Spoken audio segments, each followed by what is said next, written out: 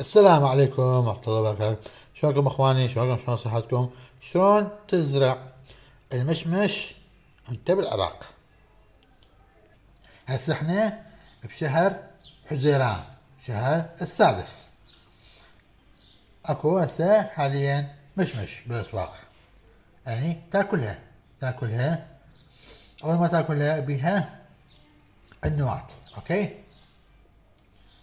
هذا النواة ورا يوم ثلاثة لما تاكلها، مو تاكل هذا تاكله ورا يومين يصير يابس، مثل ما تشوفون شي يابس، تخليه بكان يابس. اوكي، جيله شاكوشة تضرب داخل هذا، اكو نواة ثانوي ابيض. اوكي، هسه نفتحها نشوف لكم اياها. هذه هي شاكوش عندنا هذا، تضربها بهذه الطريقة. شوفوا ايش تسوي، ضربة خفيفة، ضربة خفيفة تطلع صوت، ضربة خفيفة كسر. يلا شوفوا طلع الصوت يعني كسر. شوي تحاول تفتحها.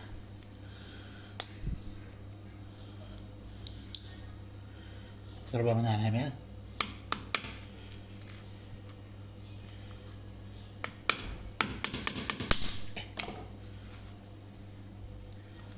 هذه هي النواة. تخليها بالثلاجة لمدة يومين ثلاثة بالثلاجة، وأفضل تخليه تنكس بارد شوية كنكس، وتزرعها بالتربة، وخلال أسبوع تزرعها بالتربة وتعوفها. أهم شيء لازم تحدد مكان وين تخليه، لأنه راح يطلع شجرة كبيرة. اوكي، بالكم نقل مال ما يطلع شجرة كبيرة، اذا تريد تنقل الشجرة من مكان غير مكان لازم الجذور ما يتعرض الهواء، اذا تعرض الهواء حيموت الشجرة. اوكي يا اخواني، الله هذا عمره 2 سنين. شوف ارتفاع،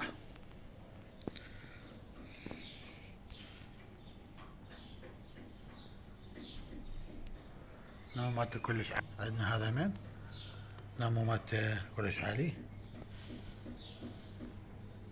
طبعا زراعتها من النواة. تحيات الكل المزارعين، الكل هواة الزراعة، ازرعوا ولا تقطعوا.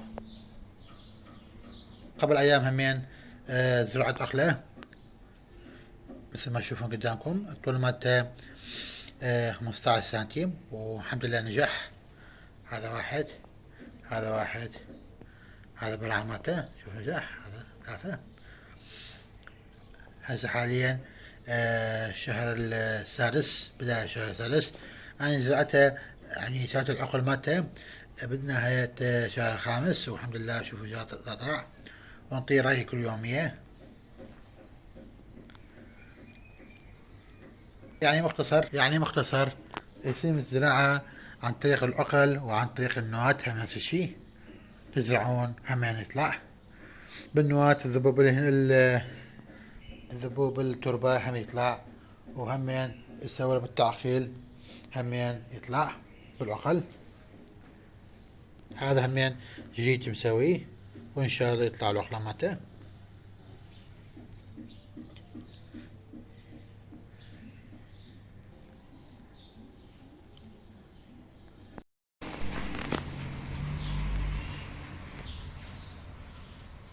بعد أسبوعين من التعقيل، أسبوعين من العقلة سويناه، وطلع مثل ما تشوفون طلع نبت.